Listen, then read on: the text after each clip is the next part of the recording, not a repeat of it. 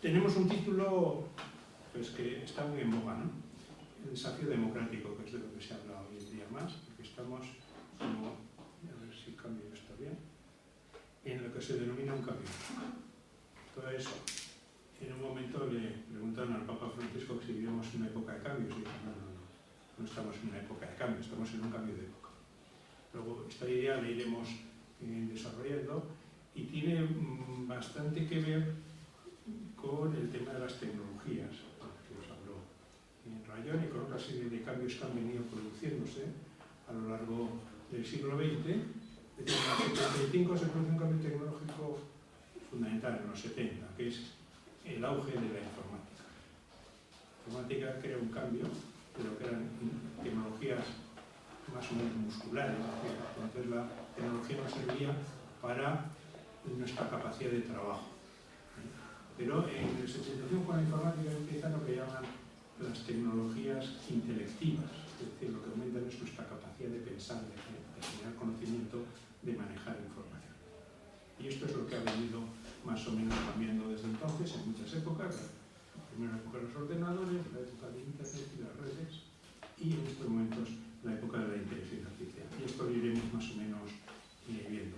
En un pensamiento, yo como ha dicho Carmelo, estudié comunicación, entonces ahí estudiamos mucho a un señor que se llama McLuhan, ¿no? Y entonces McLuhan lo que decía es que las tecnologías son extensiones del ser humano.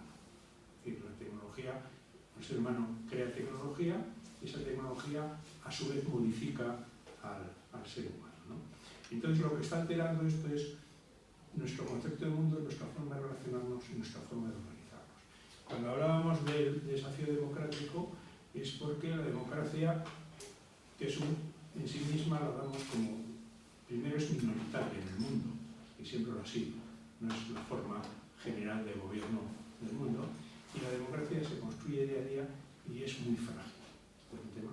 Y luego, como decía un jurista alemán que tuvo que largarse a Alemania en la época de Hitler, los dictadores modernos saben mucho de leyes y saben mucho y utilizan los marcos legales para cargarse la propia democracia y para acusar a los demócratas de no respetar el marco legal, ¿no? Bueno, entonces vamos a ir abundando en este cambio de época y qué incidencias van teniendo sobre nosotros, ¿no? Hemos hablado de este tema. Revolución tecnológica significa cambios. Y en estos momentos, eso que empezó con la informática ha llegado al tema de las redes. Las redes generan un cambio fundamental porque en un mundo de medios de comunicación de masas, las relaciones entre el que tiene la información y un montón de personas. Hoy en día las tecnologías crean relación de muchos entre muchos. Y luego tienen un efecto que se ha venido estudiando últimamente, que las últimas tecnologías lo que generan fundamentalmente es aislamiento, es decir, son tecnologías individualistas. Es decir, tú te metes en la red, uno de los grandes problemas hoy en las grandes sociedades es, por ejemplo, que las personas tienen más relaciones mediadas por la red que relaciones personales. Es un aspecto, por ejemplo, en Estados Unidos se está preocupando mucho. La gran crisis del siglo XXI no es el ser humano, son los hombres. Pero no los hombres en un sentido machista, sino los hombres porque han perdido su capacidad de relación. O sea, el nivel de relación que existe hombre-mujer, o hombre-hombre, en Estados Unidos es bajísimo. Llegan a los 30 años y han conocido muy pocas, se han relacionado con muy pocas mujeres. Entonces eso es un factor que puede parecer tonto, pero los sociólogos lo analizan y eso va conformando un modelo de sociedad. Desde un punto de vista de análisis podemos hablar de tres niveles de mundo, ¿no? Como os he comentado antes, el mundo de la máquina, donde todo es cierto. Es el mundo de las certezas, ¿no? Son relaciones mecánicas, causa y efecto claros, un problema tenemos capacidad de definirlo, sabemos que este es el problema y lo definimos en términos exactos, y el liderazgo está ejercido por expertos. Entonces, el que más sabe es el líder, y todos más o menos no hay casi contestación. Esto quizás ha acompañado al mundo fundamentalmente hasta los 70, pero ya empieza a haber cambios en los 60. ¿Os acordáis? Sabéis de de mayo del 68 y esta serie de asuntos. ¿Qué pasa en mayo del 68? Que los valores de la generación adulta no son seguidos por las nuevas generaciones. Ya no existe lo que existía en el mundo de la máquina, un choque de clases, el que tiene y el que no tiene, el propietario y el trabajador, sino que se produce un choque generacional, ¿no? Entonces ya empiezan a entrar factores como la cultura, los conflictos de valores, es decir, los valores que tenían los hijos no respondían a los valores de los padres. Eso es lo que provoca el mayo del 68. Los problemas ya no son problemas de estos sencillos, que no son problemas ideológicos y sistémicos, es decir, hay generaciones que quieren un nuevo orden social, esto el auge de la izquierda, las revoluciones marxistas, toda esta serie de cosas que contestan, y el liderazgo hoy es un liderazgo mediador. El que está en medio es aquel que es capaz de crear relaciones, ¿no? Y si habéis visto esto es, en términos políticos, es cuando ganaba el centro, ¿no? Es decir, el centro era el mediador y entre una sociedad fragmentada era capaz de crear espacios de consenso, eso era el centro, ¿no? Pero ahora con estas nuevas tecnologías que empiezan a entrar y a cambiar todo, desde la gestión de la información a la gestión de las relaciones, y en estos momentos la gestión hasta del pensamiento. Yo vengo de una reunión en la que se habla hoy en la mañana del porcentaje de jóvenes que consultan problemas psicológicos con la inteligencia artificial. Esto, si os vais a pensar, o sea, tú entras en un ordenador y dices, estoy triste porque no sé qué, no, ¿qué es lo que me pasa?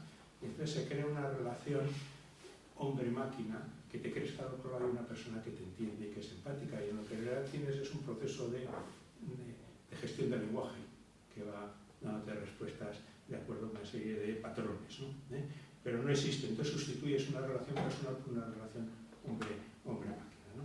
Entonces, en este mundo, ya no es un mundo, en la máquina decíamos de lo definido, de lo conocido, estamos en el mundo de lo incierto, de lo desconocido.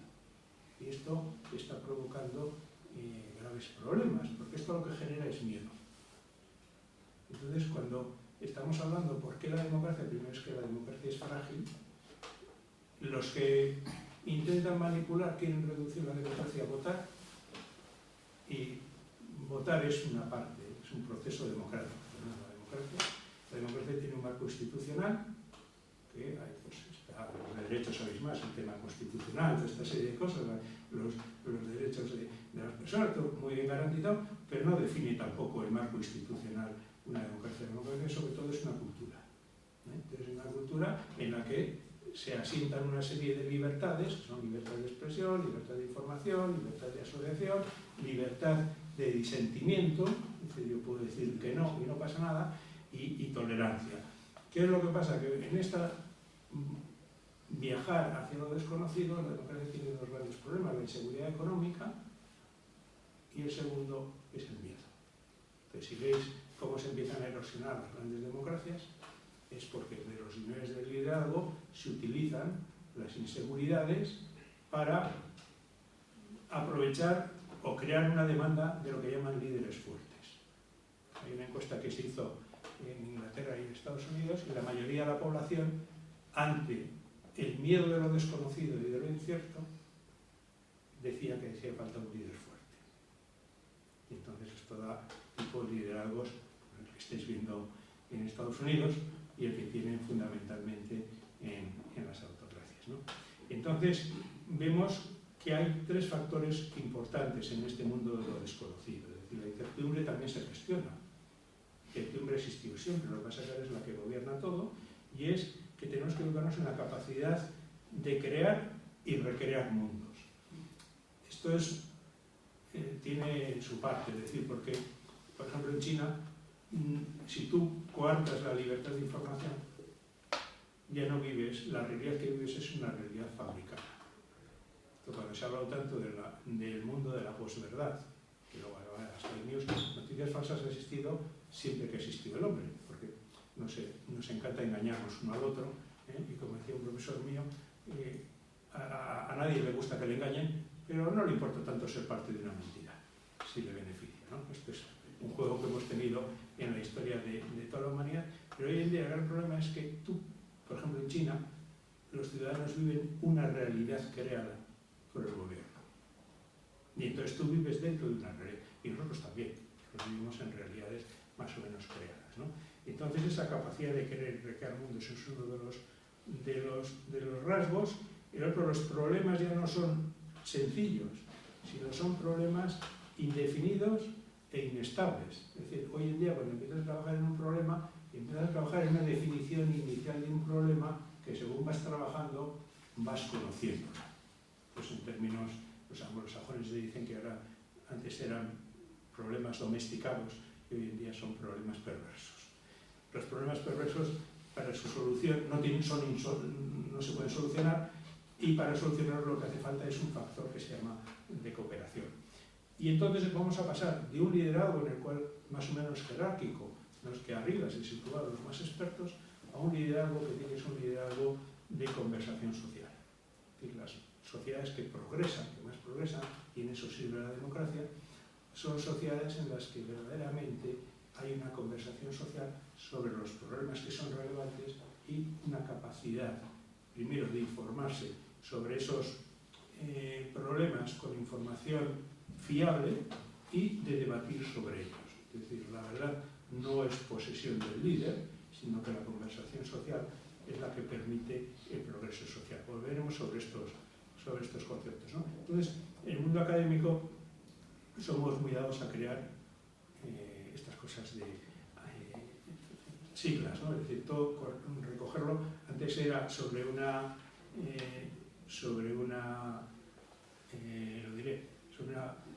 ahora es sobre una fórmula, ¿no? Y entonces estas frases, pues bueno, son del inglés, un mundo, se decía en principio que era volátil, incierto, ambiguo, ¿eh? Ya ahí se pasó a decir que es un mundo que es frágil, es decir, que tenemos el tema que genera ansiedad, que su evolución no es lineal, y que es un mundo incomprensible, ¿no? Y luego ya salta otro académico y te saca el tema de Pluto, que es polarizado, y líquido, unilateral, tenso y unirrelacional. Bueno, pues ¿esto qué quiere decir? Que vivimos en un mundo en el que hay fundamentalmente lo que reina es la incertidumbre y que no sabemos qué es lo que nos va a pasar mañana, y lo que hoy es seguro resulta que mañana se muestra frágil. Hace unos meses nadie diría que iba a caer el régimen de Irán, y en estos momentos están en un gran problema. Entonces basta una decisión para que esto se produzca, se desencadene un movimiento que te sitúa en una gran realidad. Hacia afuera vemos una comunicación de Estados Unidos en la que nos está hablando que Trump controla el mundo. A partir de Venezuela se ha venido arriba y entonces ya dirige operaciones por todo el mundo. Ves la mirada interna y el país se les está desangrando. Tiene una crisis en Minnesota importante, el Senado y el Congreso empiezan ya a moverse porque están incómodos con el abuso de los poderes presidenciales. Es decir, la economía no va como él dice, no es capaz de generar empleo, el crecimiento que tienen todavía no han sufrido el daño arancelario, lo sufrirán, la generación de empleos en fabricación no han generado ninguno, se han generado muy pocos porque no han crecido fundamentalmente, y despedimos el 2025 con que China bate el récord de exportaciones. Se han ponido los aranceles para frenar a China y China ha exportado en 2025 más que en toda su historia. Y en puestos de trabajo, China ha creado más puestos de trabajo en fabricación y en manufactura, es decir, es más la fábrica del mundo en 2025 que antes de Trump. Es decir, las cosas parece que nos venden una realidad construida de que esto está saliendo bien y luego vamos a los datos y la realidad es así. Luego hay una división entre quien tiene acceso a información y quien no tiene acceso a información y vive en una realidad construida. Y eso es un ataque fundamental a la democracia, porque ya toda tu toma de decisiones no está basada en una información fiable que te permite tener un criterio, sino está basada en una situación personal de miedo frente a una polarización que se ha creado. Entonces podemos estar en un formato democrático teniendo una democracia cada vez más debilitada, ¿no? Que, si os dais cuenta, este tipo de gobiernos ya no da golpes de Estado. Gana elecciones, cuando ganan las elecciones transforma el poder judicial, controla el poder judicial, limita los medios de información y así poco a poco va erosionando los fundamentos culturales de la democracia. Sigues teniendo constitución, sigues votando. Te pueden ofrecer hasta esto que llaman ahora, o sea, que votes para todo. Eso es este tipo de democracia que es consultiva, es todo referéndums, y te crean una ficción de democracia. Pero sospecha, porque detrás de eso no hay ninguna de las condiciones que haya una conversación social lo suficientemente rica y fluida que te permita a ti opinar. Si además, cuando tú has llegado al gobierno, has llegado al gobierno, pues a través de polarización, es decir, tú no te has preocupado de integrar esos espacios comunes. Yo creo que el último líder en Estados Unidos que creó un centro fue Biden, en sus primeras elecciones. A partir de ahí, yo puedo ganar si polarizo la sociedad, si divido entre los míos y los otros, y creo una gran masa de gente que ni se implica, ¿no? Entonces, yo divido la sociedad y aunque los políticos se quejen de polarización, en realidad están desarrollando estrategias políticas de polarización. Bueno, este señor George Packer ha escrito un libro muy interesante que es La emergencia. ¿Cuál es su teoría? Que vivimos en una situación de emergencia. ¿Por qué? Porque esto que hemos visto antes de los 3 niveles ha generado una situación en que las seguridades, los modelos, lo que creaba un mundo estable hasta ahora, ha caducado. Y las nuevas generaciones viven en un mundo sin referentes y sin valores en medio. El tema de los valores es una cosa importante, pero como dice el que ahora es primer ministro de Canadá, Mark Carney, es un hombre interesante porque antes de primer ministro de Canadá fue el primer no británico gobernador del Banco de Inglaterra durante el COVID y fue gobernador del Banco de Canadá durante la crisis financiera de 2008. Luego, de estas cosas sabe un poco, ¿no? Este hombre escribió un libro que se tituló Valores y entonces dijo, el gran problema que tenemos hoy en día es que hemos convertido los valores en mercancía. Todo tiene precio. Entonces una cosa es de valor si tiene un precio. Y esto no lo hemos llevado a eso, sino que los valores los hemos cosificado. Bueno, estas cosas dan lugar a una sociedad en la que, como veis, en esta transparencia que he puesto, es una sociedad fragmentada, que conduce a un estancamiento, es decir, no hay una posibilidad de ir creciendo. Si tú preguntas a los jóvenes por un futuro, no tienen una imagen de futuro, tienen una imagen de este año. ¿Me va a ir bien o me va a ir mal? La encuesta que hizo el Pew Research Center, que es el centro de investigación, está financiado por grandes grupos de información americanos, más relevante sobre la generación Z, es que la generación Z sabe 3 cosas claras. 1, que va a vivir peor que su padre. 2, que no va a poder comprarse una vivienda. Y 3, que probablemente no va a poder construir una familia. Entonces, a partir de ahí, no tienen una idea de futuro, tienen una idea de presente. Entonces, eso crea lo que hemos dicho, fragilidad, temor. Y entonces es una generación que está en busca de referentes. Es lo que se dice está en situación de emergencia. Lo que hacía funcionar el mundo de sus padres no les sirve para organizar su mundo. Y en medio hay un vacío, porque los referentes se han perdido y están unidos a una crisis que ha venido desde finales de siglo y principios de este siglo, que es la crisis de confianza. Edelman es una empresa que se dedica a relaciones públicas y que viene estudiando la evolución de la confianza desde el primer estudio lo hizo en el año 2000, 26 años estudiando. Y entonces dice, la crisis de la confianza es que la gente en lo que menos confía, primero, vivimos en una sociedad de desconfianza. En lo que menos se confía es en los medios de información. Acordados de lo de información fiable.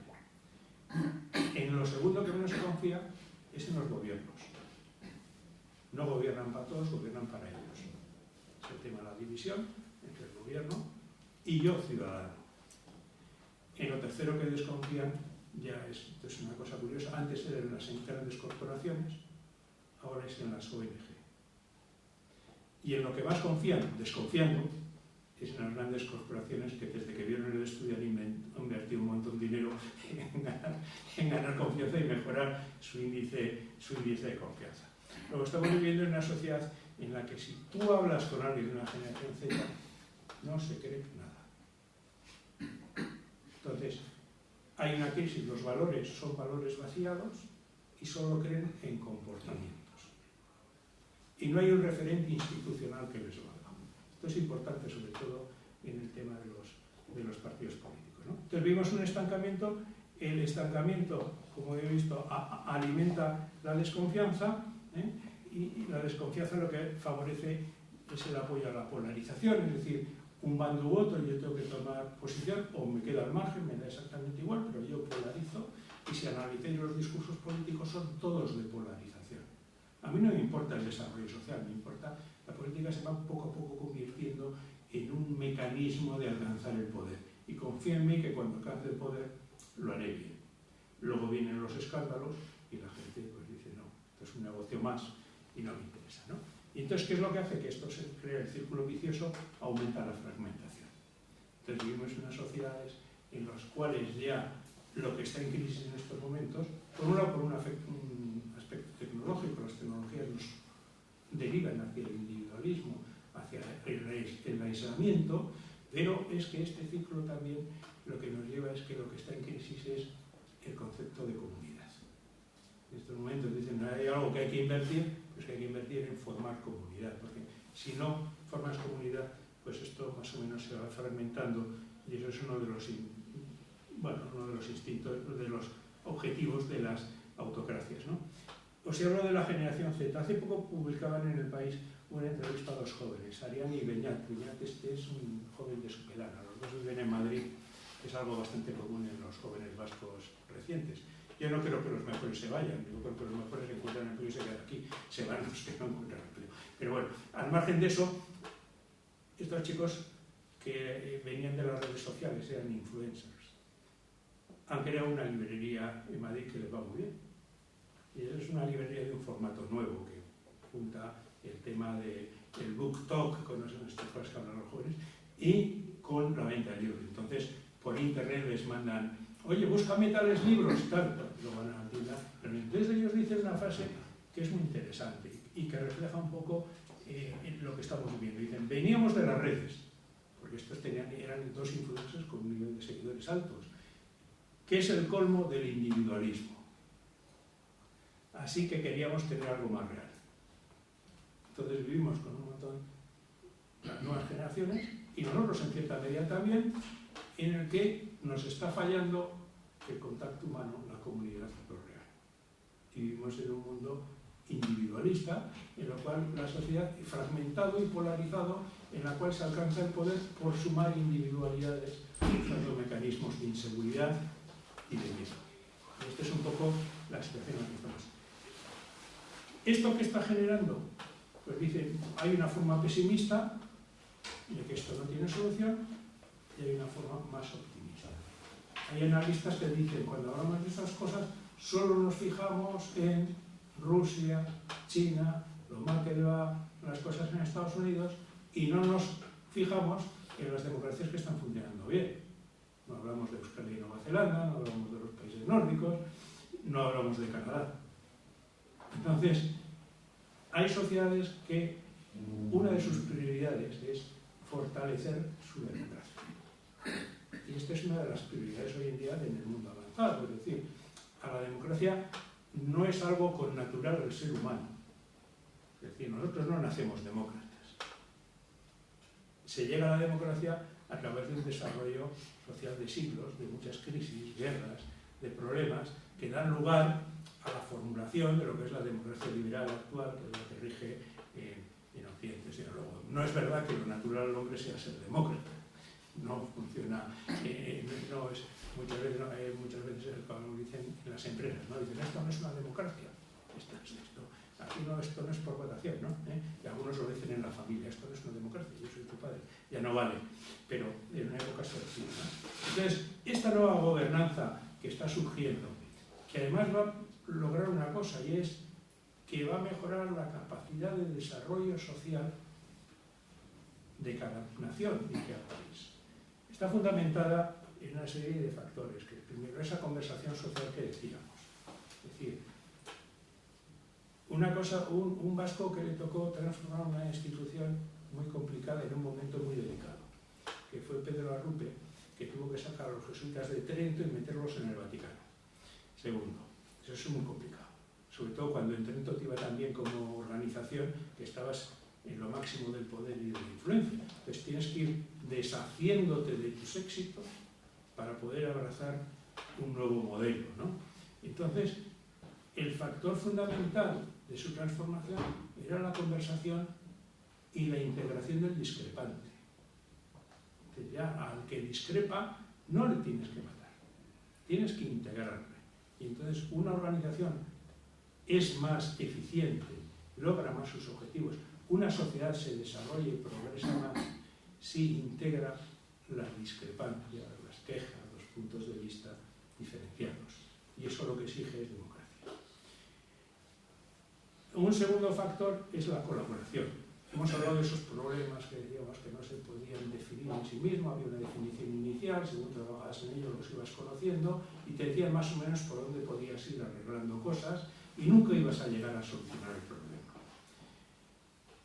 Pero, ¿eso qué quiere decir? Que yo solo no puedo solucionar el problema, necesito al otro. Entonces, plantearos el tema en un mundo que la tecnología nos separa, nos individualiza, la política nos fragmenta, porque nos utiliza para llegar a alcanzar el poder, y que se despreocupa de dos conceptos que dice muy bien Mark Carney en su libro, el sentido común y el bien común. Eso pasa a un segundo lugar, y el gran problema de la ejercicio política no es tanto el desarrollo social, sino el crecimiento. ¿En beneficio de quién? No se sabe. Pero no es lo mismo que desarrollarse. O sea, desarrollarse obliga a invertir, lleva cambios. Crecer es en lo que ya estoy, hacerme más grande. O sea, puedes acabar siendo un gigante que no sirves para nada, pero has crecido mucho. Pero no te has desarrollado bien porque tu cuerpo no se ha desarrollado de una forma armónica, ¿no? Entonces, para enfrentarnos a este mundo, solo nos queda un concepto que es el de la colaboración, que es unir a diversos y a discrepantes a trabajar en un proyecto común.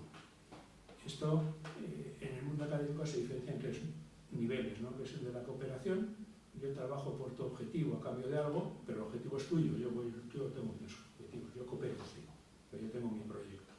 El de la coordinación, bueno, en esa cooperación algunas actividades mías van a estar a apoyar a las tuyas, vamos a integrar esfuerzos. Pero la colaboración es que trabajamos los dos persiguiendo objetivos comunes y ponemos cada uno de lo nuestro. Y ese es uno de los grandes problemas que existe y una de las quiebras que hay hoy en día en la sociedad, ¿no? Es decir, hace poco, este año, publican por segunda vez en Davos el barómetro global de colaboración, de cooperación, perdón, y en el mundo la cooperación está estancada. Solo hay un nivel, ¿no? Solo ha crecido la cooperación en las áreas relacionadas con el clima y las nuevas energías, en innovación está estancada, y a nivel financiero y económico ha caído, a nivel sanitario está estancada después del pico de colaboración que se produjo durante la pandemia, y a nivel de seguridad está en declive, porque lo veis con el tema de las guerras, es decir, no hay un espacio de cooperación, sino todo lo contrario, ¿no? Y a partir de ahí llegamos al tercer nivel, que es la co-creación de valor. Es decir, yo ya, como gobierno, no puedo crear valor para la sociedad por mí mismo. Yo, como empresa, no puedo crear valor para la sociedad por mí mismo. Necesitamos unir, colaborar con esas fuerzas, ¿para qué? Para que esos retos que tenemos, esos problemas perversos, son una grandísima oportunidad de creación. Entonces, pues decíamos, en este nivel 3 tenemos esta fragmentación, ¿no? Es decir, que tenemos es el mundo de la creatividad y es el mundo de la co-creación, ¿no? Entonces, esto, para que funcione, ¿qué es lo que exige? Pues exige ni más ni menos que vamos al tema de un nuevo modelo de liderazgo. El liderazgo jerárquico no sirve, los líderes ya no es una persona líder, sino son sistemas de liderazgo, en el cual en mi ámbito yo tengo que generar debajo de mí líderes, que a su vez generen líderes. Cada ámbito tiene que tener su ámbito de liderazgo. Ya el liderazgo no es alguien, el líder no es alguien que me marca el camino, es alguien que integra las fuerzas de una organización para que, basándose en la confianza, dando autonomía, fomente la creatividad de abajo arriba y avance. Esto es un poco el pensamiento de Jacques Uriah, que los problemas no se definen y se solucionan de arriba a abajo, sino se solucionan desde abajo hacia arriba. Yo, si quiero definir muy bien un problema, tengo que fijarme en el que sufre y en el que se beneficia, porque en el sufrimiento está la definición de la realidad. O sea, el perjudicado es el que me ayuda a ver la realidad de una sociedad. Bueno, este nuevo liderazgo lo que tiene que hacer es generar esas fuerzas de abajo a arriba en un proceso de colaboración y de co-creación. Luego, ya no existen líderes. Trump no es un líder, Trump es una marca. Es un producto que han hecho los grupos de poder de Estados Unidos, que han analizado muy bien los miedos y las inseguridades de la sociedad económica americana para ofrecerles un producto al que voten, alcanzar el poder y luego desde el poder mantenerse en el poder y hacer, pues, cada uno en beneficio propio lo que puede. Luego se produce en la democracia más antigua de Occidente, porque la democracia más antigua de Occidente es Estados Unidos. La democracia se avanza en Europa a partir de la Segunda Guerra Mundial. Ya no tengo las cifras, pero las mujeres, yo creo que empezaron a votar en Europa a mitad del siglo, muy tarde. Estaban excluidas del sistema democrático europeo, ¿no? Entonces, la forma es democrática, pero esa democracia se va erosionando por los factores que hemos comentado antes, ¿no? Bueno, esto nos devuelve al tema de los tres niveles, ¿no? Si queremos avanzar, si queremos ser una sociedad de progreso, tenemos que tener esa capacidad de crear y recrear mundos. Y eso solo se hace en conversación con el discrepante, con el que no piensa lo mismo que yo, porque la creatividad es el resultado de una tensión. Si a mí nadie me lleva a la contraria, yo no creo nada. O sea, lo que hago es lo que yo quiero hacer, pero no se produce una fricción ni una creatividad. Tenemos que vivir un mundo que no nos tiene que dar miedo no poder definir un problema, porque los problemas ya de aquí en adelante, o sea, el cambio climático, ¿quién es capaz de definir el cambio climático? Nadie. Lo somos capaces es de trabajar sobre una definición de problema de cambio climático e ir avanzando y descubriendo nuevas cosas, ¿no? Y que son inestables, porque lo que hoy es cierto mañana no lo es. Luego, el tejido social, lo que hace fuerte una sociedad es el nivel de esa conversación social acerca de proyectos de futuro. Había una frase de Camus que dice: la nostalgia no es una estrategia, mirar atrás no es una estrategia. Cuando en un país el objetivo de los jóvenes es obtener el empleo que me garantice los menores altibajos en mi vida y una jubilación que me permita vivir bien, cuanto antes mejor, si me perjubilan a los 50, pero yo puedo vivir fenomenalmente hasta los 90, mejor que a los 60. Es una sociedad que no progresa, porque es una sociedad que no tiene una visión de futuro que quiera alcanzar. Y una sociedad que su clase política no crea y recrea mundos, no genera esos objetivos, pues está en cierta medida que ha reducido la política a una forma de alcanzar el poder.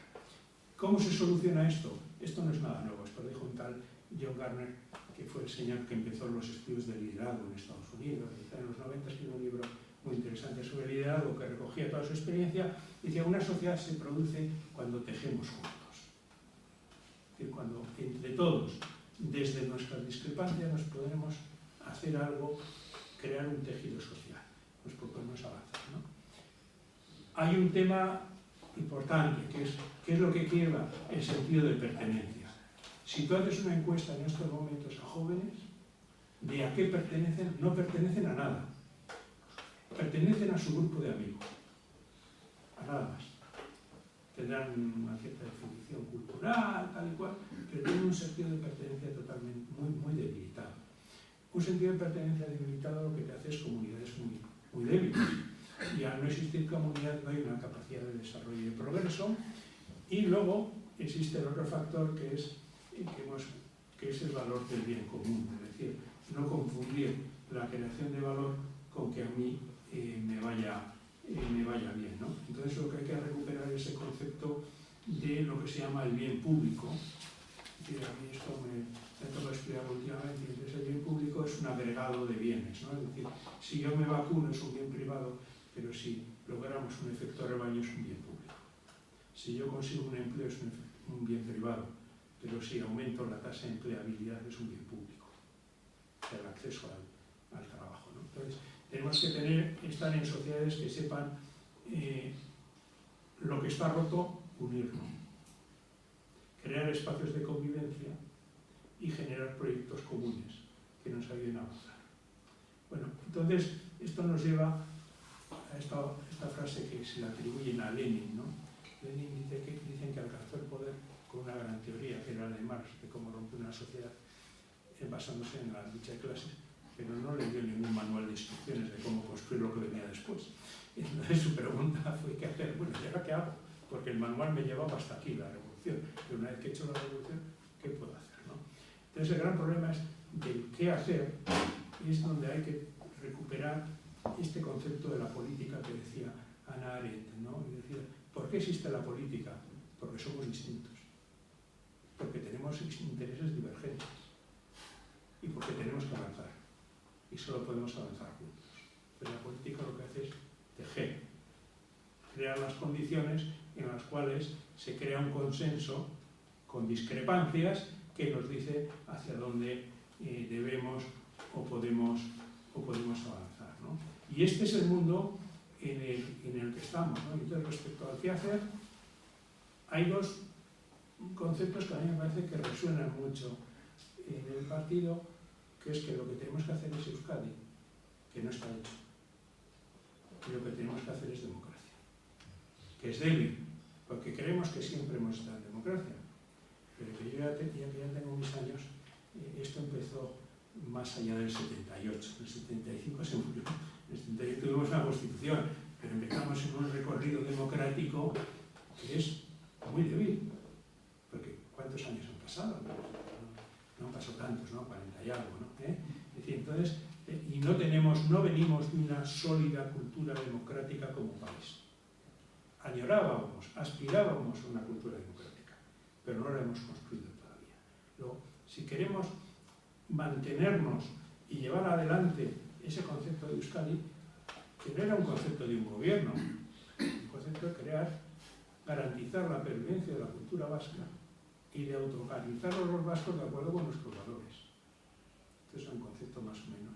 Y poder soñar juntos hacia dónde queremos llevar Euskadi, no llevarlo hacia destinos que probablemente no eran nuestros o estaban definidos de acuerdo a otros intereses, ¿no? Entonces Euskadi tiene que ser una conversación social y tiene que ser una conversación social basada en principios de democracia, en los cuales entren todas las opiniones, se pueda acceder a la información confiable, se pueda discrepar sin ningún problema. Y si hacéis un repaso de estas listas de cosas, os daréis cuenta que en nuestro entorno político hay gente que está sacando la bandera de la democracia con conductas muy poco democráticas y con antecedentes muy poco democráticos. Porque si tú hablas de hay que respetar al discrepante, pues hubo una época que como discreparas, llévalo en la vida privada, porque si lo llevabas por la calle podías tener un susto importante. El nivel de intolerancia que se está mostrando últimamente en las calles de Euskadi, cuando se hace algo que a ellos les parece es terrible, es decir, ¿no? Es una cosa no sobre acontecimientos globales que ellos definen quién es el bueno y quién es el malo, vete tú a decir que hay una posición intermedia, porque vas a tener un problema y vas a tener probablemente un problema violento, ¿no? Si tú te pones de acuerdo que te gusta ir a un sitio a ver un espectáculo público, el que sea, pues si no, igual dice que por la paz mundial te lo va a arruinar. Y entonces, hacia un lado, porque no es que tú hayas decidido, lo ha decidido él, ¿no? Entonces, yo creo que tenemos una tarea en el partido que va mucho más allá de alcanzar el poder y mantenernos en el poder. Yo creo que ese es un problema malo. Si reducimos la actividad de un partido político a alcanzar o mantenerse en el poder, vamos mal. Porque lo que nuestra tarea es contribuir al desarrollo social. Y hacerlo de una manera que cada vez incorporemos a más personas que estén interesadas en contribuir y en enriquecer nuestra conversación social. Si lo hacemos por la vía de no, yo voy a radicalizar y a cogerme unos míos que sean más que los del otro. Entonces, vamos mal, ¿no? Yo me acuerdo cuando empezamos a trabajar en esto, que la gente no se acuerda muy bien, pero en el 86 el partido no estaba muy bien, ¿no? Me acuerdo aquellas elecciones del 86, creo que fueron, que ganó Chiqui Venegas. Nosotros teníamos más votos, pero menos escaños. Tenían ellos. Y los socialistas decidieron que mejor que gobernar el PNV porque estaba ETA. Y que entonces, pues, si cogemos ahora lo que pueda haber, que cojan esto y nosotros. Nada, entonces, y teníamos unos ciclos electorales que no iban nada bien, con esta decisión. Entonces, tuvimos que, el equipo que estábamos allí, estaba Carmelo, tuvimos que decidir qué contar en el 90 para integrar y atraer gente. Y en un momento complicado, porque el enemigo de algunos que nos quieren llevar al futuro era la Euskadi institucionalizada, que nadie se olvide. En los 80, estos que ahora tienen la patente, contra lo primero que atentaban era contra la Ertzaintza, contra la televisión y contra el gobierno. Entonces, a partir de ahí sacamos un concepto, que es lo nuestro es Euskadi. Lo nuestro es crear una sociedad democrática en la cual las aspiraciones de todos los vascos puedan llevarse a la realidad. No es otra cosa. Incluso, yo no entiendo mucho de historia, pero yo creo que cuando Sabina Arana creó el partido lo creó como un instrumento, no como un fin. Un instrumento que permitiera el desarrollo y la construcción de una nación vasca. Ese es el concepto así de sencillito. Luego llegan sus épocas, yo creo que Ibarzabal lo describe bien cuando dice el pesimismo de Arana, cuando ve que el pueblo no le sigue, pero luego llega Elizalde y habla del gradualismo. Dice, esto hay que hacerlo poco a poco, porque hay que ir ganando a la gente y que vea resultados. Bueno, este es un tema, yo creo que es importante que no nos olvidemos que lo nuestro es el desarrollo social de lo vasco en un mundo globalizado. ¿Esto qué quiere decir? Que hoy en día todo se funciona en redes y con conectividad. No podemos quedarnos anclados en lo que estamos. O sea, no podemos decir que Euskadi es la comunidad autónoma del País Vasco, por mucho que venga. La comunidad autónoma del País Vasco denominada Euskadi, o el Pacto Nacionalista Euskadi es más la comunidad autónoma del País Vasco. Eso es lo que dice el estatuto, que se llama, además no dice que sea, que se llama la Euskadi. Y entonces tenemos que tener esa capacidad de globalización del vasco, de integrar distintos sentimientos y relaciones vascas que hay a lo largo del mundo en un concepto de red global, que tendrá sus niveles de institucionalización, pero va muchísimo más allá de conseguir un gobierno o el poder en un gobierno victoria. Entonces, ¿a qué tenemos que dedicar a lo nuestro? Una de las cosas que hizo así muy interesantes en su momento a Rupe fue dedicar a los jesuitas a lo suyo. Es decir, hemos crecido tanto que estamos en cosas que no son nuestras, son las que nos ha llevado la vida. Esto hay que simplificarlo. Entonces hay que volver a la esencia, ¿qué es lo nuestro? Y centrarnos en eso, y en un momento en el que estamos recibiendo en Euskadi unos flujos migratorios importantes. Esto los nórdicos, que han pasado por varias fases con el tema de la migración, en estos momentos dicen, las culturas evolucionan por integración, no por aislamiento. Las culturas que se han aislado han muerto todas en la historia de la humanidad. Las culturas que han integrado lo nuevo, nuevas corrientes, se han fortalecido y han evolucionado. Y en estos momentos uno de los retos que existen en los países escandinavos es cómo integrar la inmigración en la cultura nórdica, enriqueciendo la cultura nórdica. Este es el concepto. Entonces, el concepto que tenemos aquí es cómo integramos, enriqueciendo nuestra cultura con las aportaciones de los que vienen de otras culturas. Porque eso producirá una evolución de la cultura vasca. Nosotros tenemos la tendencia a mirar hacia atrás, proyectando el presente hacia el pasado. Si en realidad nos moviéramos varios siglos atrás, nos daríamos cuenta que la cultura vasca de nuestros bisabuelos o tatarabuelos no tiene nada que ver con la nuestra de hoy en día. Tiene que ver, pero vamos, que era distinta, ¿no? Entonces, el tema es de recuperar la razón, el porqué de la política y el porqué de una formulación política. Y yo cuando terminé estas cosas en el partido, lo terminé con esta frase que eran unas elecciones generales del 96. Es que llevamos Euskadi dentro, pero lo llevamos fuera. Y este es otro tema en el que tenemos que ir más o menos progresando, ¿no? Entonces, bueno, esto pretendió ser un recorrido así más o menos rápido para que luego de las cosas de las que habéis escuchado y con las que estéis de acuerdo o no, que es totalmente libre y enriquecedor, podamos estar en un momento de conversación más divertido de lo que he dicho ya. Gracias.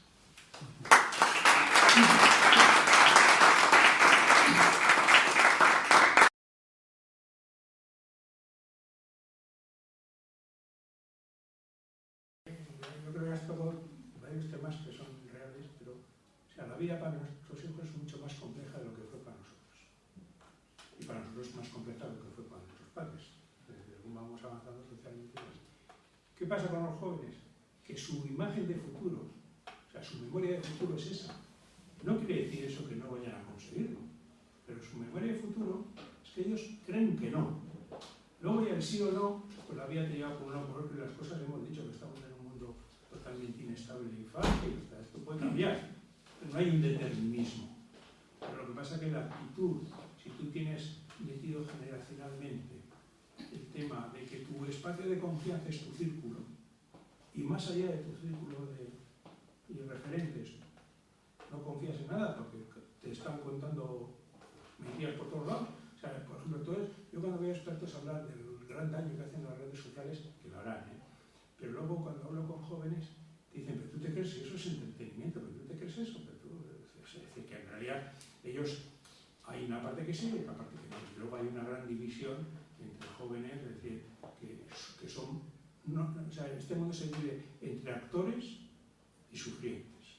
Entonces, es una división que está surgiendo, ¿no? Entonces, cuando tú no tienes ese horizonte, cuando tú estás trabajando y, por ejemplo, hay gente que ha hecho su formación con un nivel de exigencia alto, se ha puesto a trabajar, trabaja 12 horas, gana el salario mínimo interprofesional, dedica su dinero a su estilo de vida, no a construir un futuro. Se van a poner a los jóvenes que dices, pues eso sí, gastan en eso.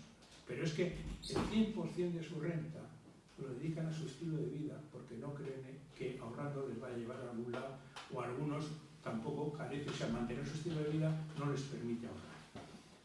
Hoy teníamos una reunión en la universidad y hablan de cosas de jóvenes, ¿no? Decían, claro, es que alguna decía, mi hija me dice que si está en casa, ¿cómo voy a emancipar? Evidentemente, porque el futuro es o vive en casa con el hogar o se pasa a un piso con 5 amigos.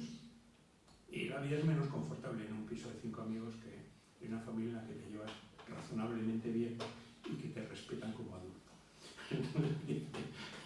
Él igual convierte tu casa en una pensión, pero oiga, pero en realidad, entonces, estamos atrapados porque no tenemos esa capacidad. O sea, cuando has hablado de los valores, para los jóvenes, yo tengo una anécdota, esta Navidad, mi hija tenía un botellín que había donde trabaja, que ponía la empresa y abajo los valores, ¿no? Y entonces hay un cambio de señas, leen los valores y dicen, esto es lo que te cuentan para pagarte una mierda. Y entonces era todo colaboración, contribución, cosas muy buenas. O sea, la generación Z tiene la sensación de que viven en un mundo de valores vaciados. Y lo que miran son los comportamientos. Y esto es importante, porque se habla mucho del tema de la ejemplaridad y tal cual. ¿Qué digo de ti? ¿Cómo te comportas? no lo que me cuentes. Y no hay palabra más devaluada hoy en día que valor. Porque cada vez que les hablan de valor, dicen, la que me va a contar, ¿qué me está intentando vender? Porque dicen, pero si es que los incumplen por todos los lados. Entonces dices, pues hay una serie de factores. Pero dicen, oye, por ejemplo, es decir, a nivel político, es decir, si la población ha crecido por encima de la disponibilidad de terreno edificable, sube la demanda, se mantiene la oferta o disminuye, sube el precio. Te dice, vamos a solucionar, ¿qué vas a solucionar? Tú has solucionado el nivel de crecimiento económico no mejorando la productividad, sino mejorando el número de horas de trabajo y reduciendo los costes laborales. Por mucho que me estés hablando de... Pues ha reducido, y entonces estamos cambiando. Graduados, licenciados universitarios y gente con FP elevada y de valor por gente de calificación más baja. O sea, estamos vendiendo cosas, se nos están yendo algo en lo que hemos invertido que vale X y estamos incorporando como oferta de trabajo algo que vale X menos. No en términos racistas, en términos de formación y de capacidad de trabajo, ¿no? Y encima dices, oye, pero tú no has planificado un desarrollo urbanístico. Has mantenido, entonces, ¿qué pasa? Pues que se satura el mercado. Entonces dices, bueno, pues, ¿estamos desarrollándonos socialmente? Sí o no. Esto cuando un joven no piensa su futuro, o sea, cuando piensa en el futuro no se ve en Euskadi, complicado. Ha dicho un tema, han viajado mucho más que todos nosotros en muchos años de vida, es verdad. Es una verdad cierta. Pero tú ahora junta una cosa, que esos jóvenes que conocen tanto el mundo saben que, si les preguntas, ¿dónde te quedarías a vivir? Dice, ¿dónde vivo? Porque como aquí no se vive en ningún sitio. Te lo dicen después de haber viajado por el mundo. ¿Y dónde te ves profesionalmente? Fuera. Euskadi es un lujo que no me voy a poder permitir.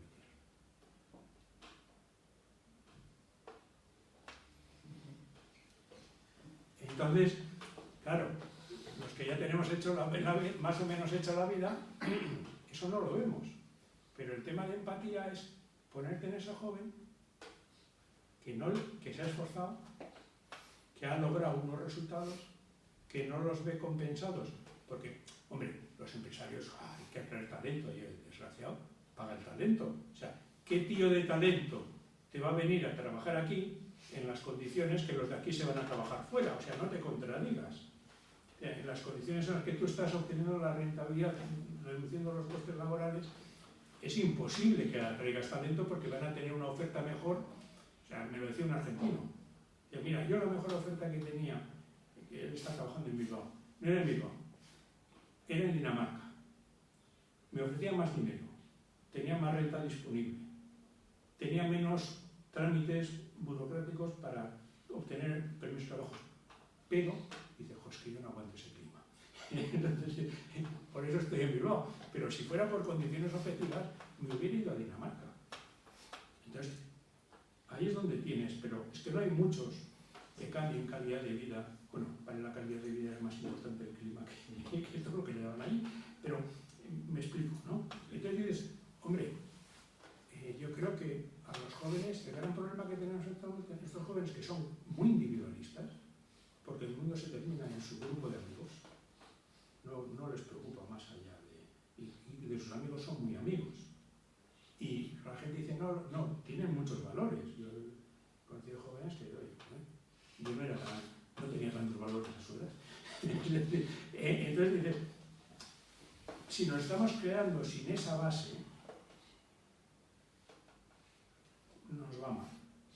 Y luego, si les preguntas por su confianza o desconfianza, o falta de confianza institucional, te verás que es muy baja. Ninguno va a trabajar en una institución de gobierno. Hay muchos jóvenes que están dejando el derecho de ingeniería para ir a las chanchas. No van motivados por un espíritu de servicio público. Van por estabilidad, renta, y dicen, mira, apruebo las oposiciones y gano más que uno que está 2 escalones más arriba que yo. O sea, en un mes me pongo en lo que iba a tardar en llegar 4 años. Y además, hasta el final. Y de ahí para arriba, porque con antigüedad tarda y he subido. Luego ahí entonces, claro, estos jóvenes que dicen, no, es que para progresar hay que cambiar. Hay que cambiar rápido el trabajo. Tú tienes un sitio, lo vas haciendo bien y cuando ves algo mejor te vas, pum. Dices, oye, tú no construyes nada en una empresa. Y yo, ¿construir? No. Voy saltando. Y así llegaré a mi objetivo, que es llegar a los 30 con una renta de 40.000 euros.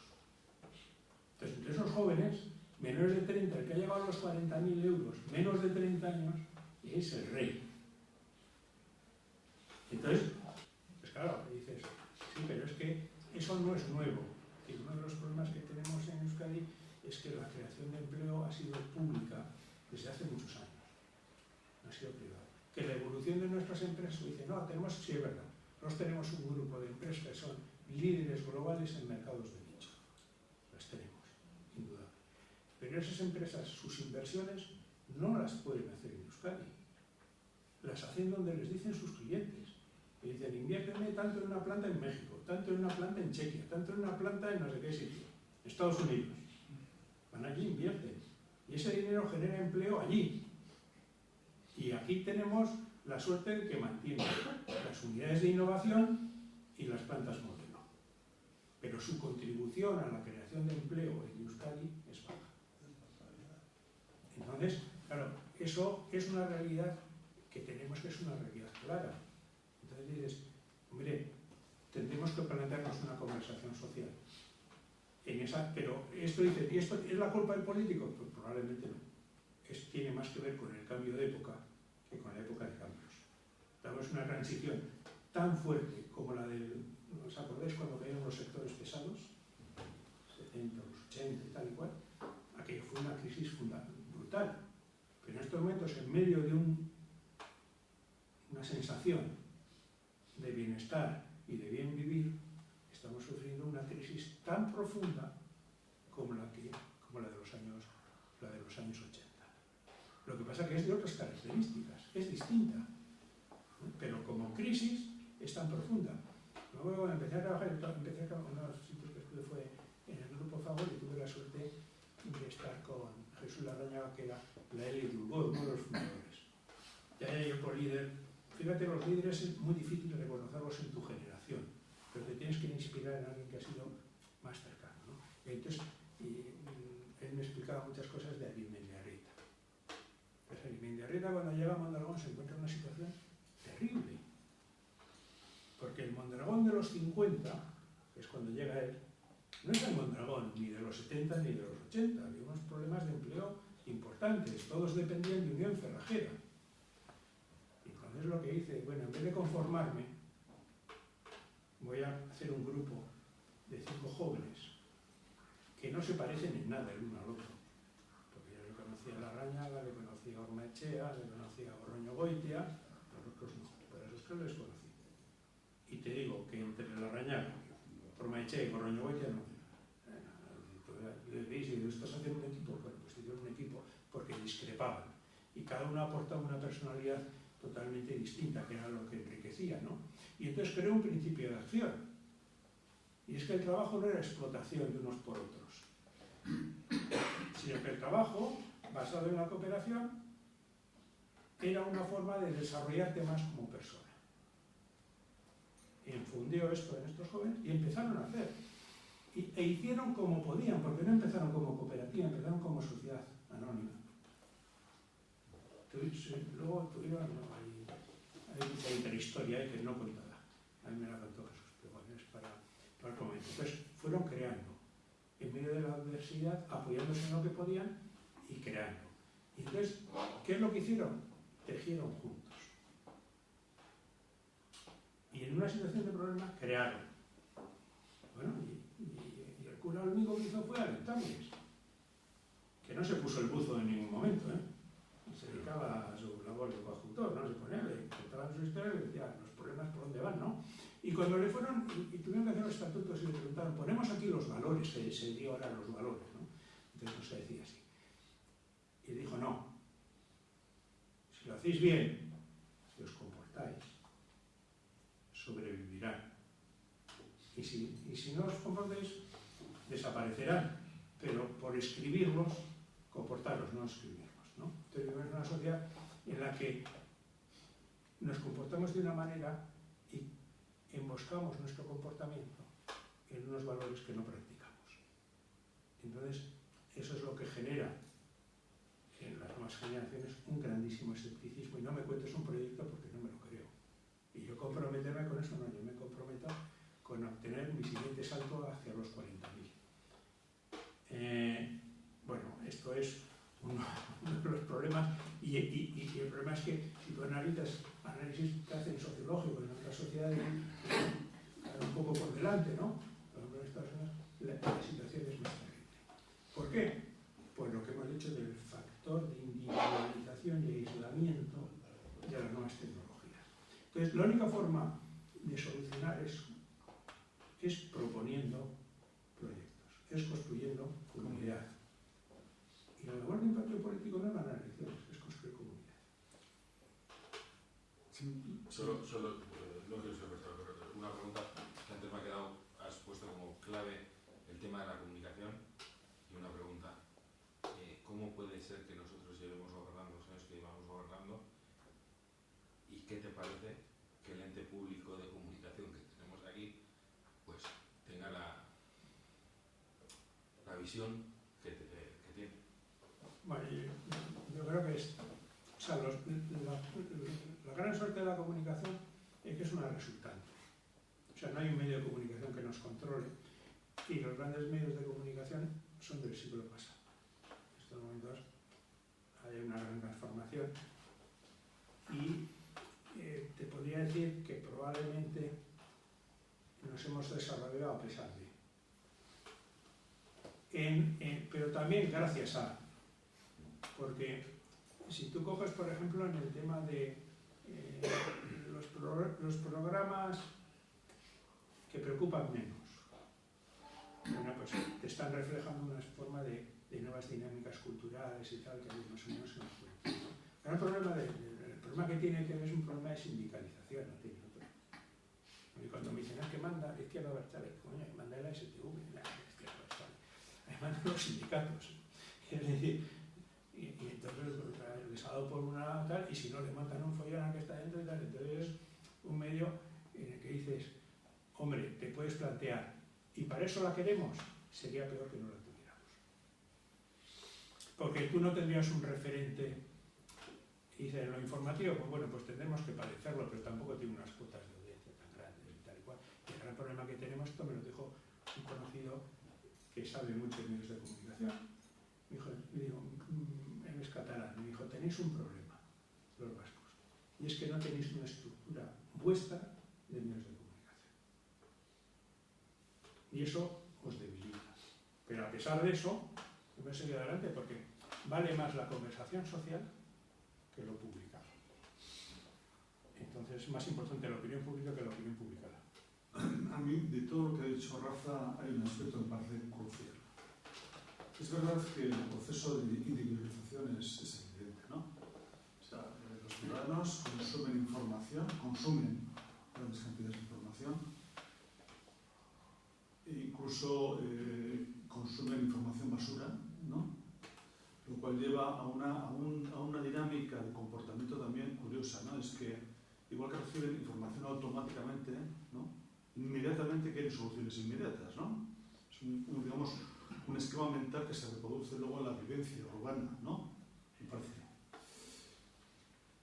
A mí me parece central de cara a futuro y para nuestro proyecto. Hablaba antes Rafa de ese lema que se articuló en el año 90, lo nuestro es Euskadi, ¿no? Fue un lema que nos acompañó. Hubo otro lema que me parece a mí importante recordar en este momento. No sé si os acordáis, en los años 79-80, Pedro, partido municipalista. Es que esta reflexión de Rafa sobre la necesidad de construir comunidad, ¿no?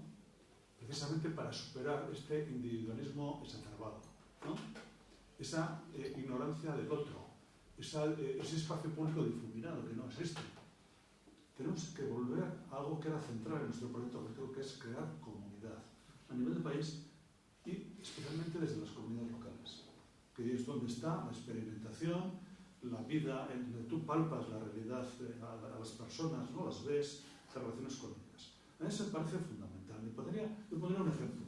Esto me parece un poco chileno, pero yo creo que tiene su gracia, ¿no? Las obras del Boulevard. Todos hemos visto, es decir, empieza el proyecto. La reflexión no es, esto es bueno para la comunidad de Leioa. No, es bueno para mi portal, ¿no? Dos, viene el proyecto, y bueno, las redes, ¿no? Todos los días hay 15 o 20 personas, 15 o 20, no más, que inundan el debate viciado de, pero si no han puesto todavía papeleras, espera que haya las obras, ¿no? Es que no han puesto árboles, ¿no? Pero si dejar que termine la obra. Pero es que además han puesto los árboles donde no tienen que poner, ¿dónde tienen que poner? Si no hay más espacio para poner árboles que ese sitio donde se han puesto, ¿no? Otra anécdota, aquella señora que en los días de extremo calor llega a las redes, porque me reí mucho, comenté en mi casa, ¿no? Dice, este alcalde, este ayuntamiento no se preocupan de los niños que pasan calor, debieran poner con techo y cerrar con aire acondicionado. Es decir, la respuesta chilena, porque claro, estamos en el esquema mental, yo pienso en mí mismo, no tengo una visión de conjunto y además mi posicionamiento es rápido y sin pensar, ¿no?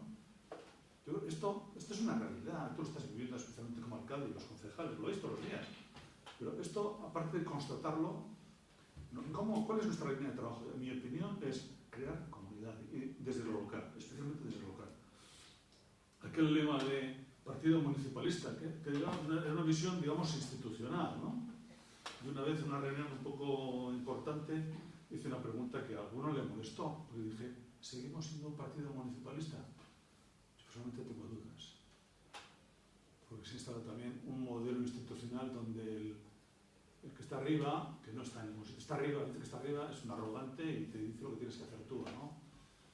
Yo creo que eso es también algo que tenemos que repensar, ¿no? Lo que hablaba Rafa del modelo de gobernanza cooperativa, ¿no? Entre los niveles institucionales. Y luego, desde el ámbito local, crear comunidad. ¿Crear comunidad qué es? Pues en todos los planos de acción política, ver cómo identificas a los que son, digamos, los actores fundamentales de la comunidad, cómo te pones de acuerdo con ellos, cómo construyes consensos, cómo articulas proyectos que permitan a la gente encontrarse, ¿no?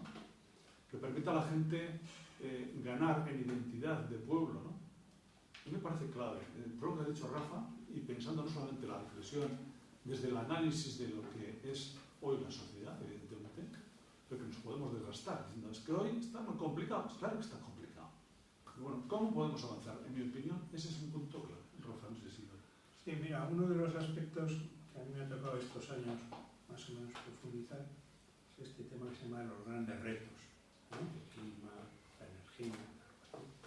Entonces, viendo cómo en países que llevan, esto que hemos dicho, los campeones de la democracia, no los rezadores de la democracia, ellos se plantean un tema, que los grandes retos definidos en el piso superior son abstractos y que si tú quieres avanzar en ellos tienes que localizarlos.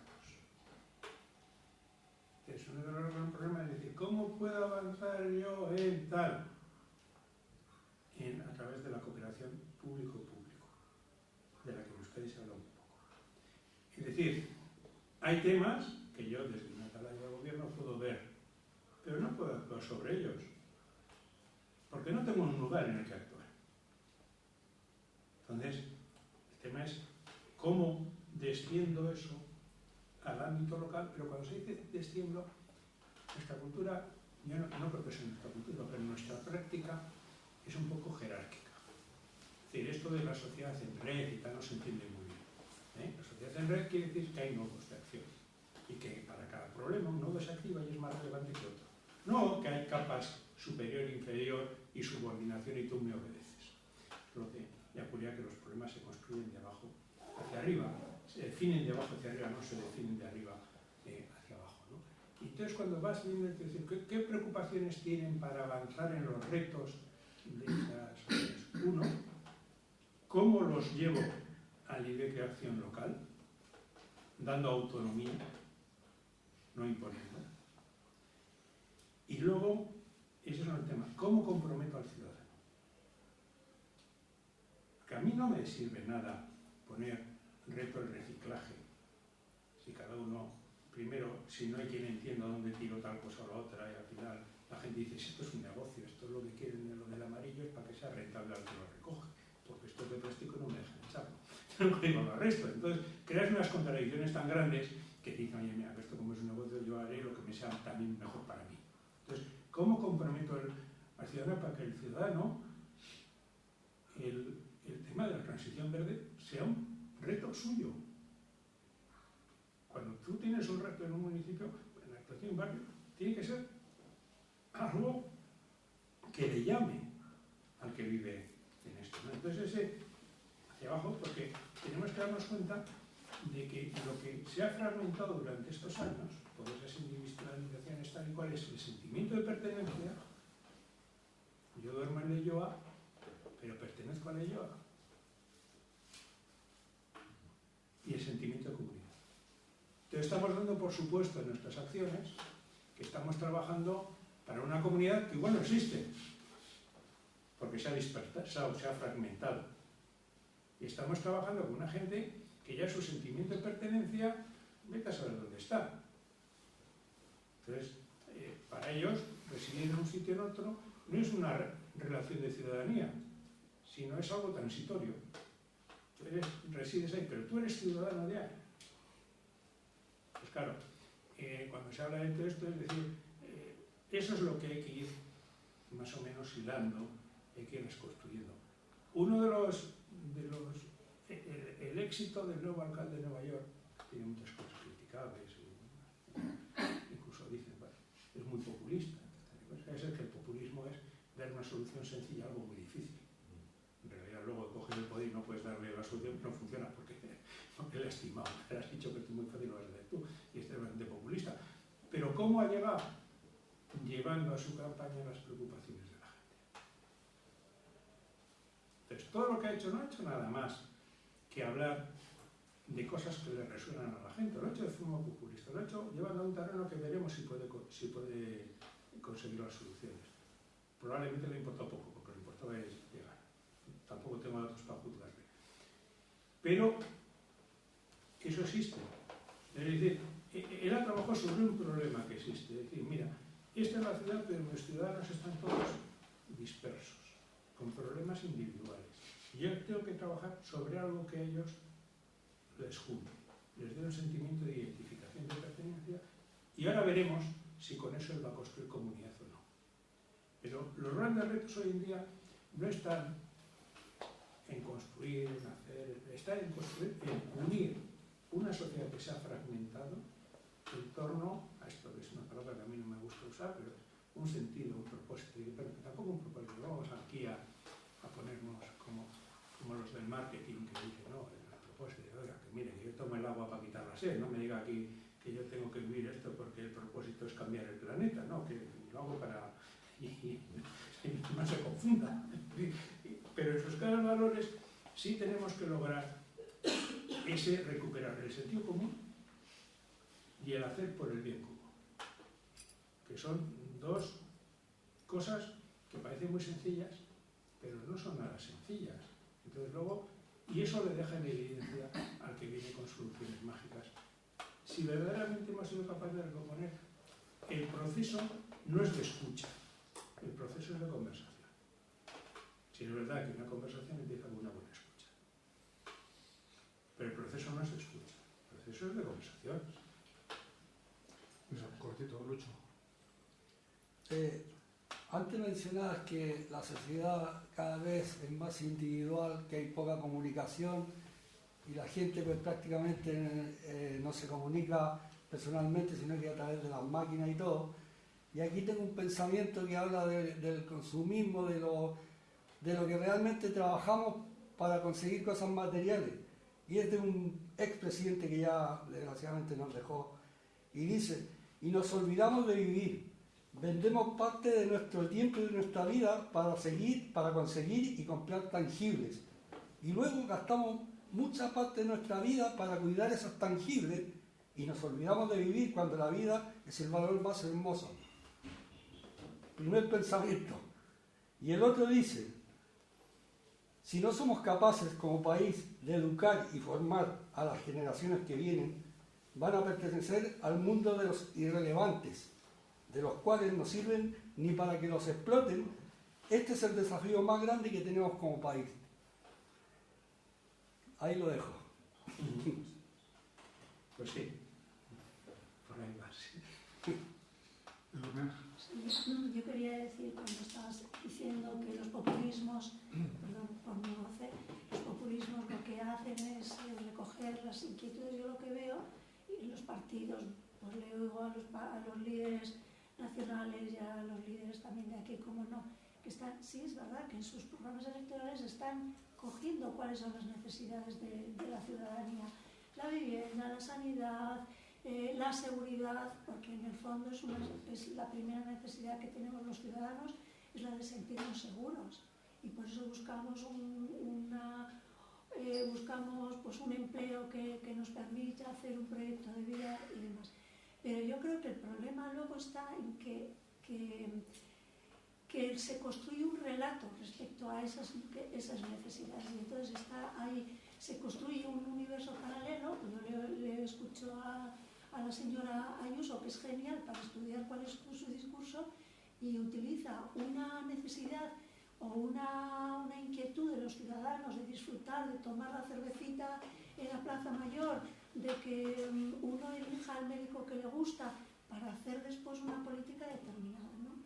Entonces, yo creo que buscar ese equilibrio entre ser sensible a lo que los ciudadanos necesitan y luego hacer políticas que realmente den respuesta y no sean un engaño, ahí está el secreto, ¿no? Y luego, con respecto al tema de los valores, pues yo creo que un valor quizá que impera muchísimo, que bueno, al menos yo también, como iban en el mundo educativo, lo he visto mucho, es el yo.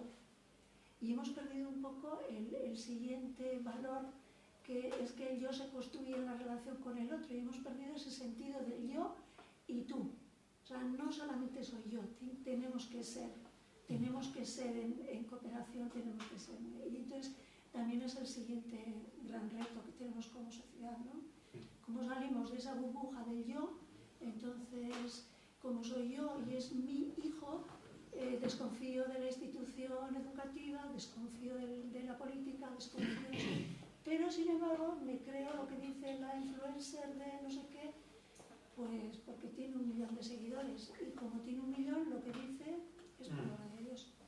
Sí, bueno, yo creo que has tocado unos temas que son importantes, ¿no? O sea, el populismo es llevarte a un nivel de pensamiento simple, no simplificar.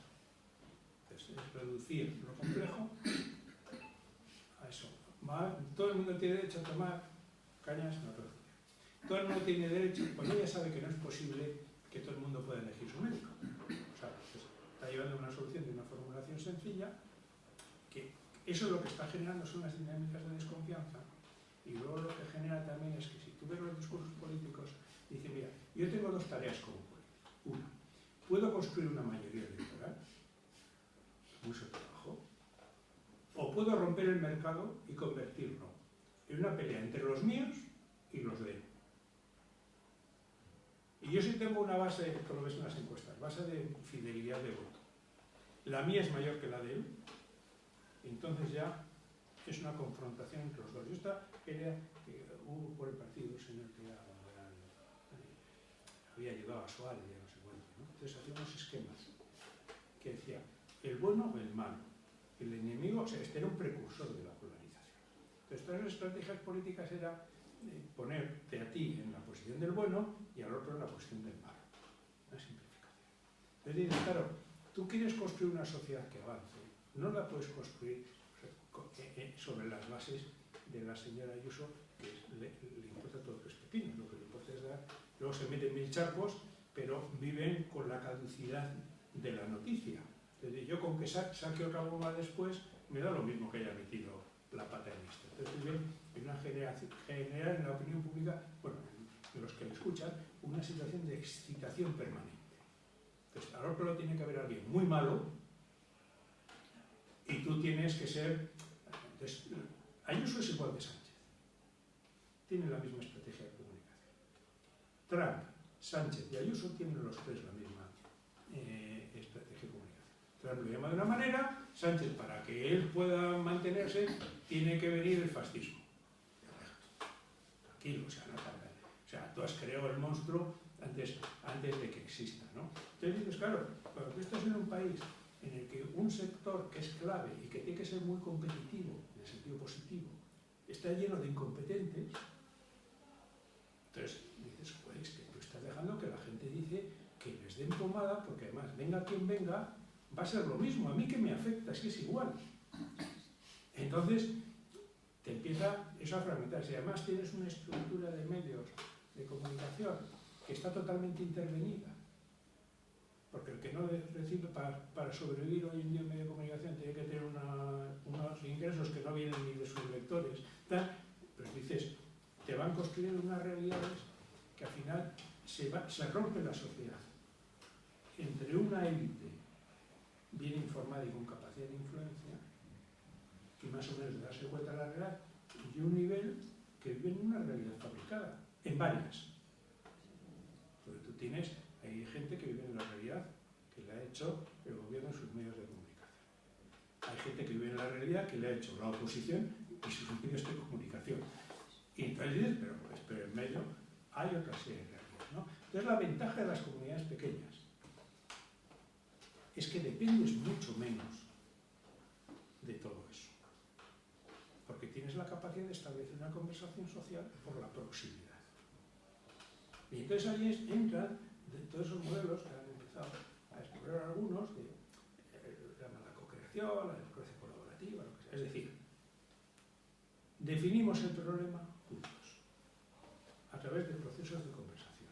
Yo te escucho, me das tu opinión. Yo no solo te escucho, sino que converso contigo, lo proceso, tal. Entonces, son procesos políticos conversacionales más complejos. Pero luego el tema es decir, nada, o sea, toda la realidad se construye en el espacio, hoy en día en el espacio local.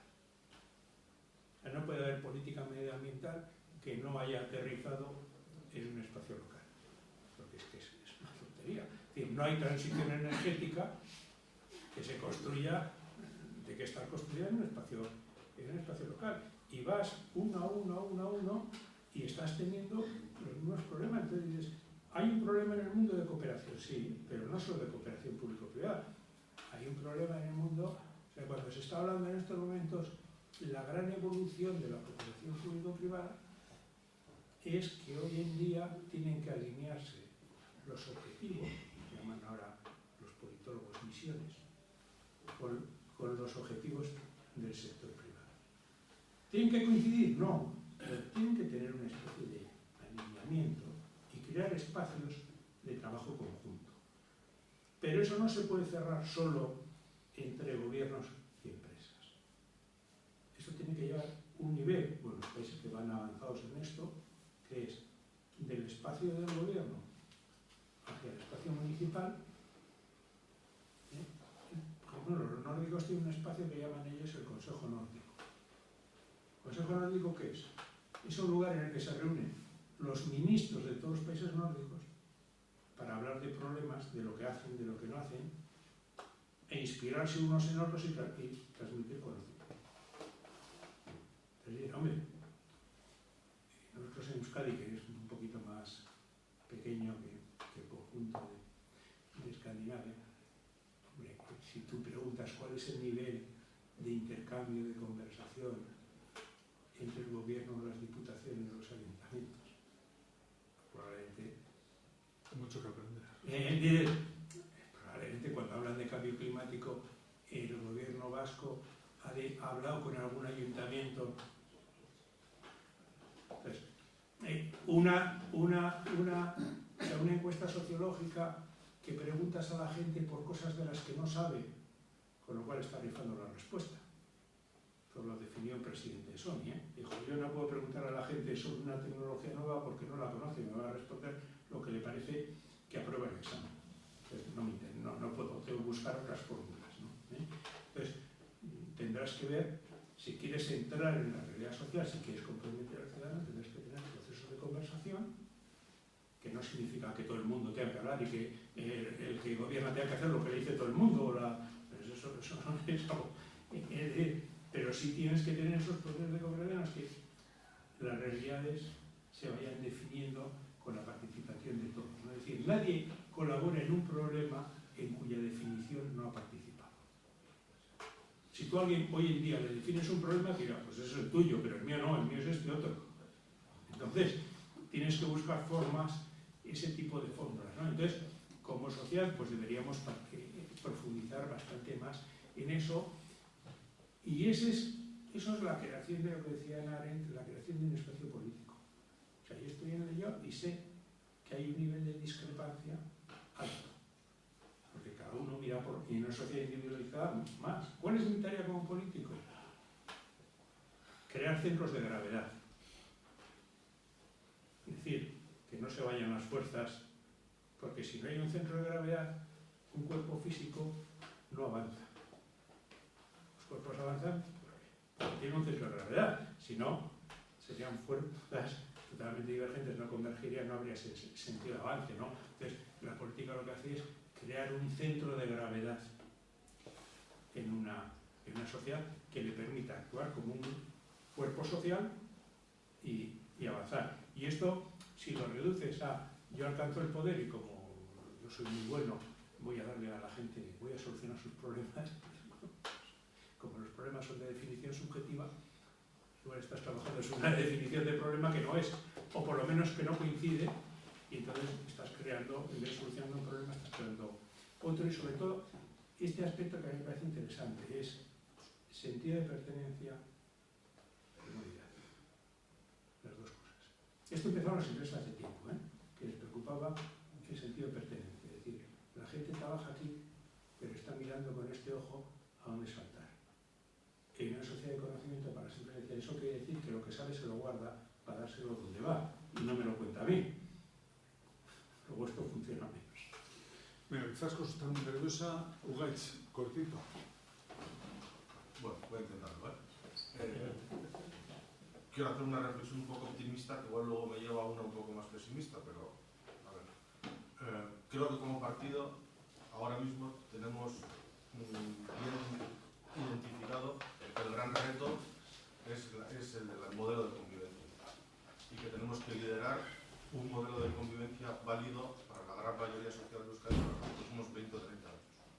Creo que eso intuyo y creo que lo tenemos bien identificado. En una sociedad, además, que has dicho que estamos en un cambio ahora mismo, en la que lo que buscamos son, como ha dicho Lourdes, seguridades, ¿no?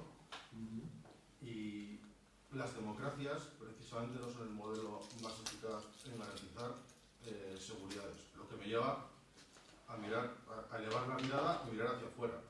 También tenemos que ser un referente en Europa y en el mundo. Y que el modelo sea referencial en Europa y en el mundo, en un mundo en el que los autoritarismos ganan por eficacia y por eficiencia, porque son capaces de garantizar lo que la gente quiere, que es seguridad. Y creo que eso es otro gran reto que tenemos para los próximos años. Se te nota mucho en qué departamento trabajas. No hablo solo de seguridad. Todos estamos sobre ello, Además no se acaba de Lourdes. Pero no, sí, perdona. Tranquilos. Pero fíjate, el único que hace lo que decimos, vamos a poner ese trade-off que tú dices, es Xi Jinping.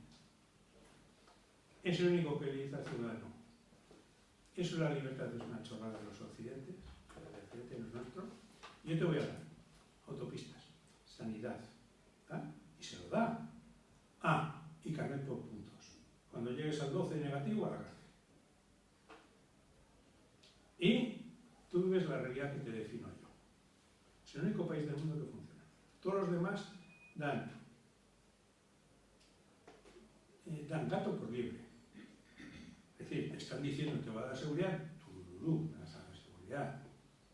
No me vas a dar ninguna seguridad. Es decir, entonces, ¿qué es lo que hace en un mundo frágil, inestable, de inseguridad? El valor de la democracia es integrar a las personas no creándoles falsas seguridades, sino poniéndoles a trabajar en las áreas de inseguridad que ha definido como problema. Entonces, cuando estamos todos trabajando en algo en lo que nos sentimos inseguros, porque lo hemos definido como un problema, eso nos da mucha seguridad. Entonces, es un tema un poco, o sea, no te quiero ver, es un tema un poco dialéctico, no juego de palabras, ¿no? Pero dices, no, es que yo eso que me hace estar inseguro, yo tengo que definirlo como un problema. Que sea un problema complejo, no fácil de definir. Y luego tengo que integrar a los actores en la solución de ese problema. Y ese es el liderazgo. No ponerles a trabajar en mi definición de problema. Claro, eso no es liderazgo.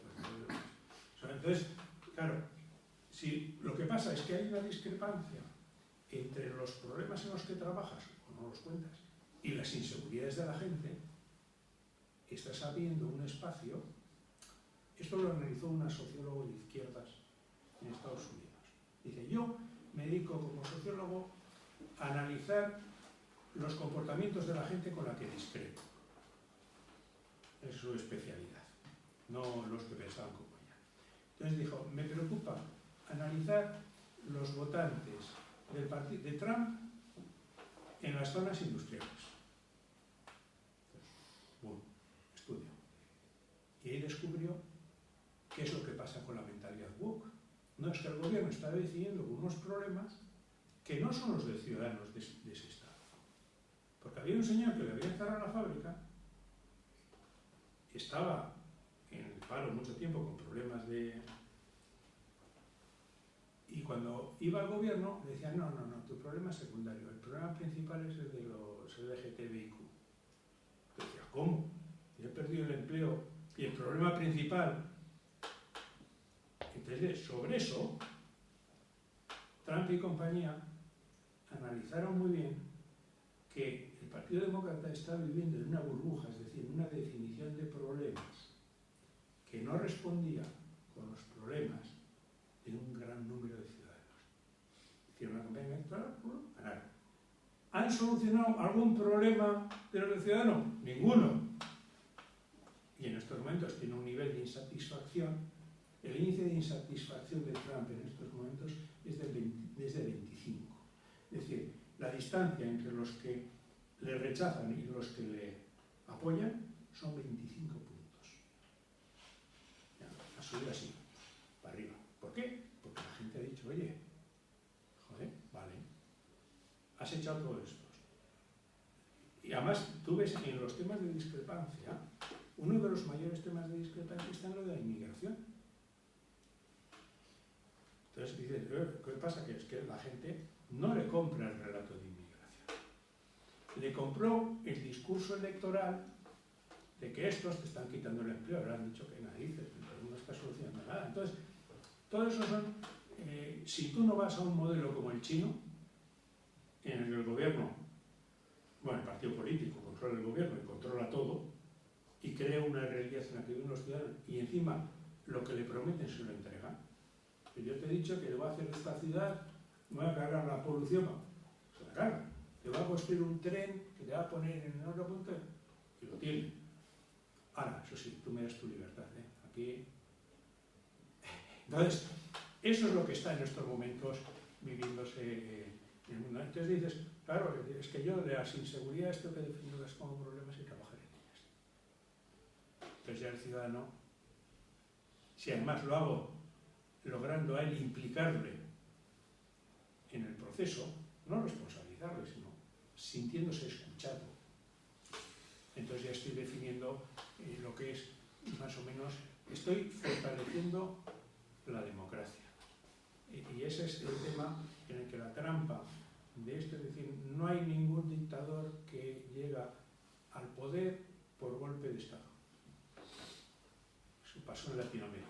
Pero hoy en día llegan al poder por un juego electoral, lo que he dicho, desde el poder, pumba, controlan el poder judicial, la información, van contra el disidente, de forma más o menos sofisticadas, y esto es lo que estás viendo en Estados Unidos. ¿Cuál es el primer paso? nombrar jueces favorables y meterlos en el Supremo. ¿Cuál fue el segundo? Atacar a la universidad. La universidad, por definición, tiene que ser incómoda. Un país que tenga una universidad que no incomoda, pues menos a mí a la universidad. Le dijo, os corto todos los fondos porque decís cosas que yo no quiero. Después, a por los medios de comunicación. Hay uno contra el que no pudo, que fue el New York Times, porque es más potente que el suyo, y una revista de Atlantic que no puede cargársela porque la viuda de Steve Jobs es la que pone el dinero. Entonces dice, bueno, ahí ya no puedo como gobierno federal, pero... ¿Y luego qué está haciendo? Perseguir al disidente. Ahora le quiere llevar a juicio al presidente de la Reserva Federal porque no le obedece. Entonces tú vas juntando los pasos y eres un camino de democracia a autocracia manteniendo las formas democráticas. Pero volviendo a lo que planteaba Solais, yo personalmente, sin un gran conocimiento, pero de lo que yo he observado, se ha hecho un gran trabajo en sanidad. Es decir, el plan articulado desde una conversación con todos los actores en el ámbito sanitario, él evidentemente nunca va a estar, pero yo creo que se ha hecho un gran trabajo y por lo que intuyo, vuestro departamento pretende hacer algo similar. Yo creo que es una muy buena línea de trabajo a nivel de gobierno y a nivel local, ¿no? Si es lo que tú planteabas, ¿no? No individualizando nada, ¿eh? No, pero yo hago como ejemplo que creo que es una buena metodología de trabajo. Por eso digo que creo que tenemos bien identificado que el reto... Sí, pero por ejemplo, ahora Iván se va a sonreír, igual en política de vivienda debería construirse un modelo donde no se vaya a un modelo donde digo, es muy fácil, barrer con la vivienda, tú me das el ayuntamiento, me das el suelo y la pasta y yo lo hago. Bueno, por eso hablo de partido y no de gobierno.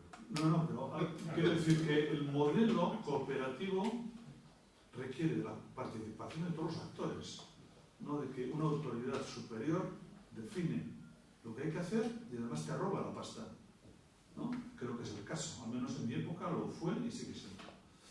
Bueno, yo creo que hemos hablado de muchas cosas, yo creo que ha sido muy interesante, ¿no? En todo caso, le agradecemos a Rafa que haya venido hasta aquí, hasta Leioa. Yo creo que hay muchas líneas de trabajo interesantísimas para el partido y para el partido de Leioa. Gracias, Rafa. Le vamos a dejar un libro de la historia de los choques de Leioa y, bueno, seguimos trabajando. Quiero informaros que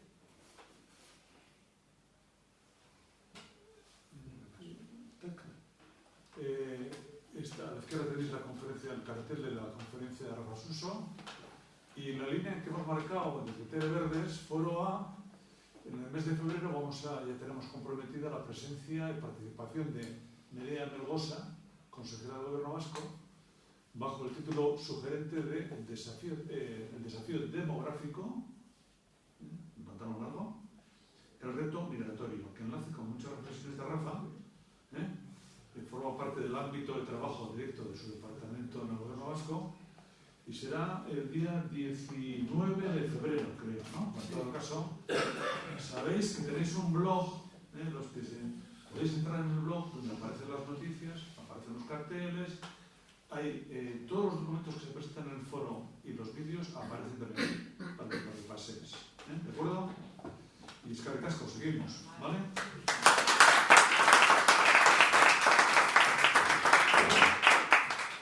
Las sillas no las mováis, por favor. Sí, no movéis las sillas.